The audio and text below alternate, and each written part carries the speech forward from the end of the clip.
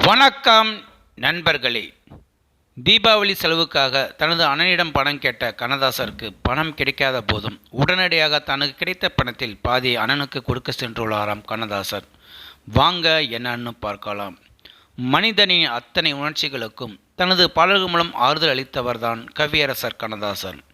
காதல், சோகம், மகிழ்ச்சி என அனைத்திற்கும் தனது வரிகள் மூலம் உயிர் கொடுத்த கண்ணதாசர் வாழ்க்கையின் தத்துவங்களையும் தனது வாழ்வில் நடந்த தான் சந்தித்த சம்பவங்களையும் தனது பாடல்கள் மூலம் வெளிப்படுத்திய பெருமைக்கு சொந்தக்காரராக இருந்தவர்.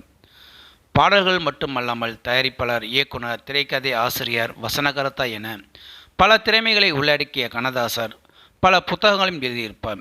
கண்ணதாசர் தனக்கு சிக்கல்கள் மற்றும் பண நெருக்கடி வரும்போதெல்லாம் ஏதாவது ஒரு வகையில் தனக்கான உதவியை கேட்டு பெற்று விடுவாராம். அந்த வகையில் ஒரு முறை தீபாவளி தினத்தில் பிள்ளைகளுக்கு துணி எடுக்க பணம் இல்லாதால் தனது அண்ணன் ஏஎல் சீனிவாசன் வீட்டுக்கு சென்றுள்ளாராம். அப்போது அவர் தன்னிடம் பணமே இல்லை என்று சொல்லிவிடவே கண்ணதாசர் ஏமாற்றத்துடன் திரும்பியுள்ளாராம்.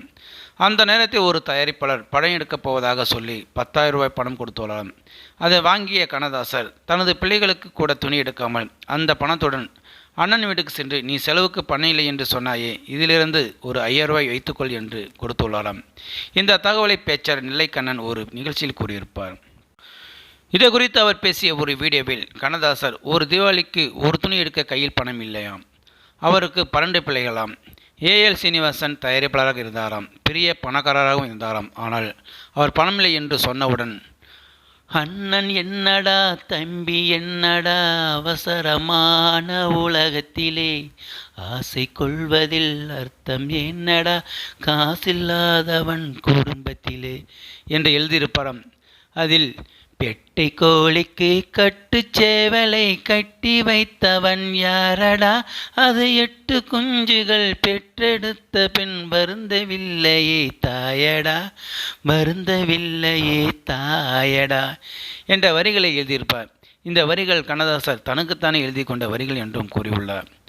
ஸோ நேயர்களே, இந்த வீடியோ பார்த்துருக்க நீங்கள் வீடியோ பிடிச்சிருந்தால் லைக் பண்ணுங்கள், ஷேர் பண்ணுங்கள். வீடியோ பற்றின கருத்துக்களை கமெண்ட் பாக்ஸில் கமெண்ட் பண்ணுங்கள். அப்படியே பக்கத்தில் பெல் சிம்லையும் கிளிக் பண்ணுங்கள். அப்போ தான் நான் போடுற வீடியோ அடிக்கடி வந்து ரீச் ஆகும். மறக்காமல் சேனலை சப்ஸ்கிரைப் பண்ணுங்கள். தேங்க்யூ, வணக்கம்.